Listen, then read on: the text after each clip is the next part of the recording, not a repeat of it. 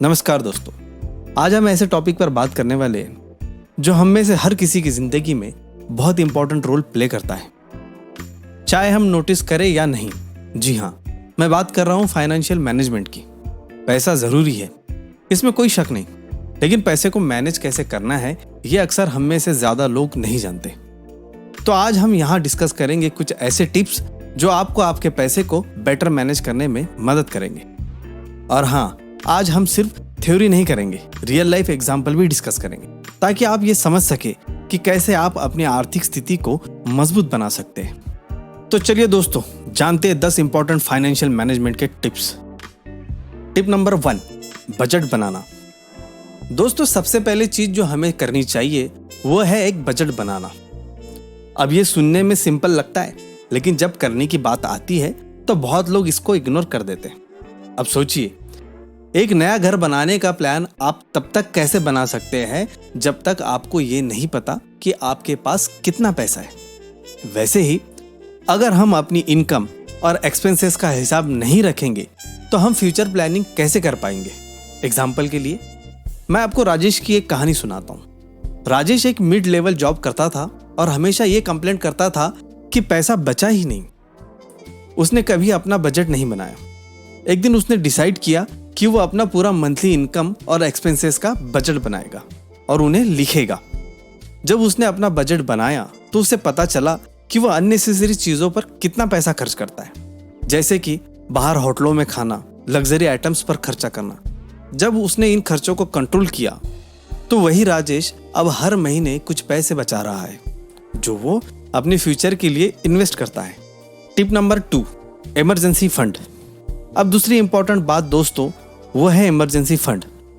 आज हम सभी को पता है कि अनएक्सपेक्टेड चीज़ें कभी भी हो सकती है, जैसे कि मेडिकल इमरजेंसी, जॉब लॉस या कोई और क्राइसिस।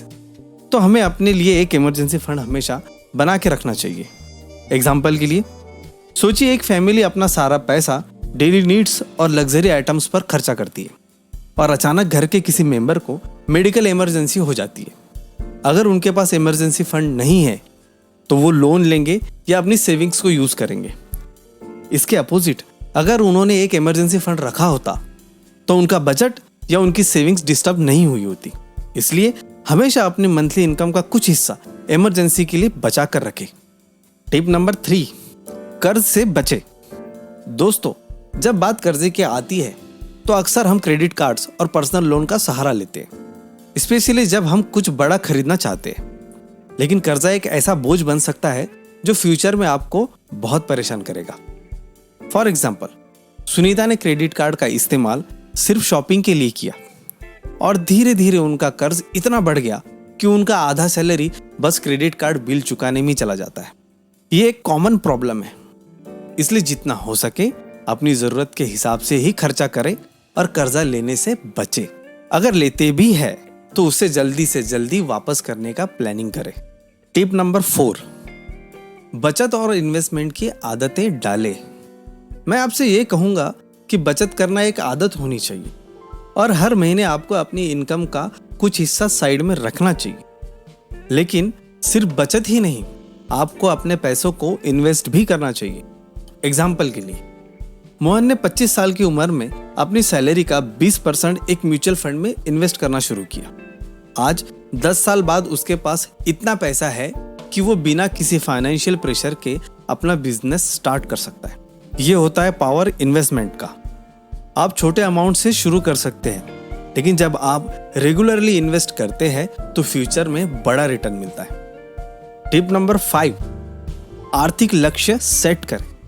दोस्तों, क्या आप बिना डेस्टिनेशन की जर्नी करना पसंद करेंगे? नहीं ना? तो वैसे ही आपको आपके फाइनेंस के लिए एक क्लियर गोल सेट करना बहुत जरूरी है। अगर आपको पता नहीं है कि आपका गोल क्या है तो आप किस डायरेक्शन में चल रहे हैं ये आप कैसे जान पाएंगे। एग्जाम्पल के लिए एक कपल है जो अगले 5 साल में एक अपना घर लेना चाहता है। उन्होंने डिसाइड किया कि वो हर महीने अपने सेविंग में एक फिक्स अमाउंट रखना शुरू करेंगे ताकि वो अपना डाउन पेमेंट अरेंज कर सके। जब उनका गोल क्लियर था तो उन्होंने अपने अननेसेसरी खर्चे बंद किए और फोकस्ड रहे। टिप नंबर 6, इंश्योरेंस लेना जरूरी है।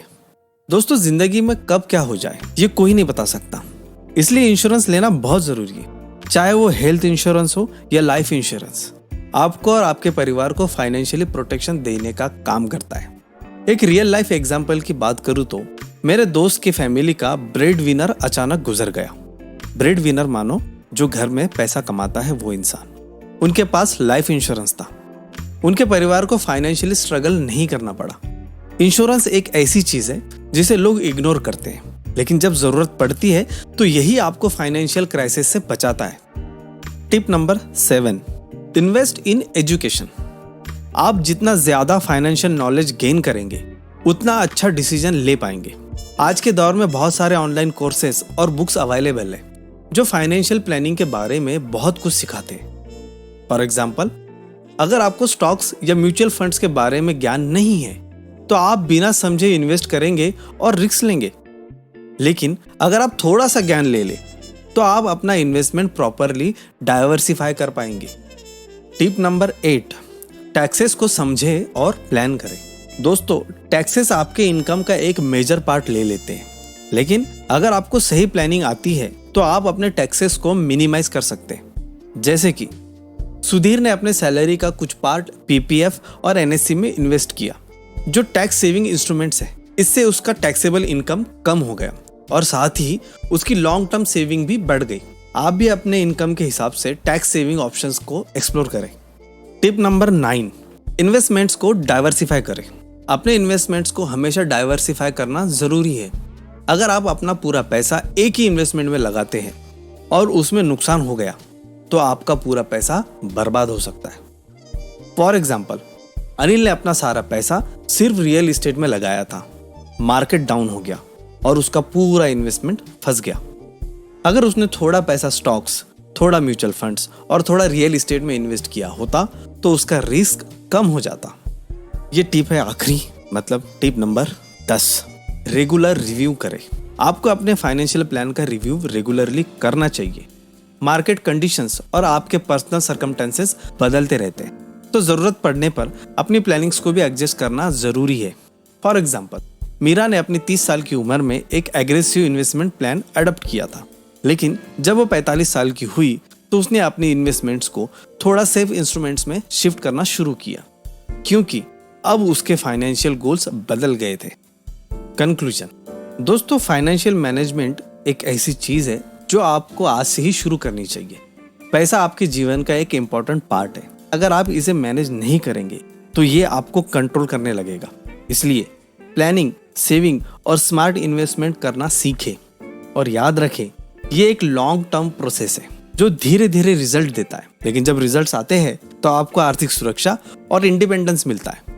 धन्यवाद।